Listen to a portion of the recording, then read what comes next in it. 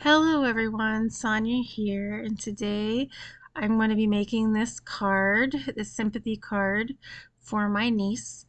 Um, I decided I was going to start by playing with some alcohol inks. I haven't had a chance to play with them in a while, so I thought I would give it a try. I'm using the alcohol ink. The first one is, I think it's like the sponge, or it's called Pink Sherbet. And then I'm adding in the alcohol pearl ink Intrigue. And then the silver mixative. I'm starting by just applying different drops of the alcohol ink onto some Yupo paper, and then just using the Tim Holtz alcohol air blower, and moving the alcohol ink around. Once I get the alcohol ink moved around, I add a little more color. Then I add some blending solution and just keep going until I get the background the way that I want it. It did take me several minutes, unfortunately, because this is not my easiest way of using alcohol inks. I do better by putting it on a felt thing and then rubbing it across the Yupo paper, but I thought I would try something new. Plus, I wanted it to be kind of not as organized or as structured as it is on the felt tips. So I just kept going back and forth with those three different alcohol inks, trying to get it how that I liked it. Once I was finished with that, I just set it aside to let it dry.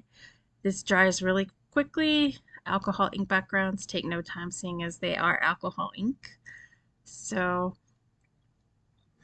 as I got finished with that, I did cut it down to, I believe, 4 by 5 1/4, so that I could have a border around it.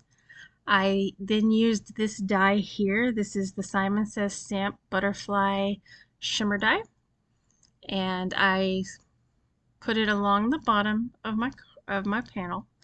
I taped it to the panel and then ran it through my die cut machine using some purple post-it tape. Once I ran it through my die cut machine, I detached it from the panel and attempted to get all those little bits out by dropping the die against my glass media mat.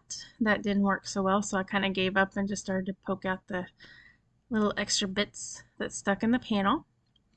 I then took this piece of silver glitter paper and die cut it with a MFT butterfly.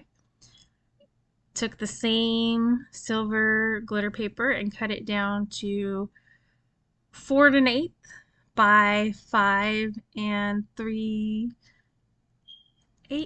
I believe, so that I could put it, so I could put it behind the alcohol ink background, so that shimmer die would show the glitter paper. Then, using one of my scraps, I placed it in my Tim Holtz positioner and got out one of my sentiments, the Art You Are in My Thoughts sentiment, and it's from an MFT Sympathy set. Then I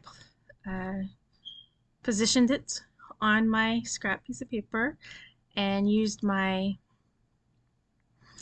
powder tool to stamp, and then use some Simon Says Stamp clear embossing ink to stamp my sentiment. So I saw this trick somewhere that if you tap the sentiment and don't rub it too hard, then you get a better, like, embossed sentiment, so that it doesn't smear as much. So I tried that out. Seemed to work pretty well.